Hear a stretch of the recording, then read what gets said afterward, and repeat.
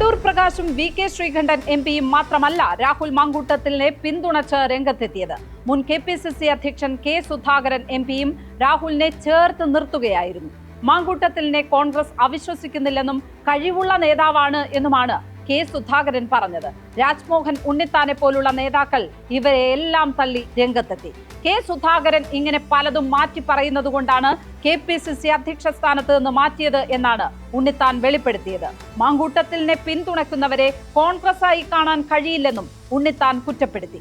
കേസിൽ രാഹുൽ മാങ്കൂട്ടത്തിലിനെ പിന്തുണയ്ക്കുന്നവർ അറിയേണ്ട നിരവധി കാര്യങ്ങളുണ്ട്. ഇത് ഒരു രാഷ്ട്രീയ കേസ് അല്ല എന്നതാണ് ഒന്നാമത്തെ കാര്യം. സോളാർ കേസിൽ എന്നതുപോലെ UDF നേതാക്കൾക്കെതിരെയെല്ലാം ഉയർന്ന സംഭവവുമല്ല. ഇവിടെ രാഹുൽ മാങ്കൂട്ടത്തിൽ മാത്രമാണ് പ്രതി. ആരോപണം ഉന്നയിച്ചിരിക്കുന്നത് ഒരാൾ മാത്രവുമല്ല, ഇരകൾ നിരവധിയുണ്ട്. കോൺഗ്രസിലെ തന്നെ മുതിർന്ന നേതാക്കളുടെ കുടുംബാംഗങ്ങൾ വരെ പരാതിക്കാരായ കേസാണ്. രാഷ്ട്രീയ അധികാരം ഉപയോഗിച്ച് ഇരകളെ സൃഷ്ടിച്ച ഒന്നാന്തരം ക്രിമിനൽ കേസിലാണ് രാഹുൽ മാങ്കൂട്ടത്തിൽ പ്രതിയായിരിക്കുന്നത്.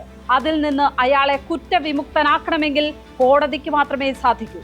ഇവിടെ കേസ് നടപടികളും വിചാരണയും നേരിടുക തന്നെ വേണം. അതിനു മുമ്പ് MLA സ്ഥാനം രാജിവെക്കുന്നതിനാണ് മര്യാദ എന്ന് പറയുന്നത്.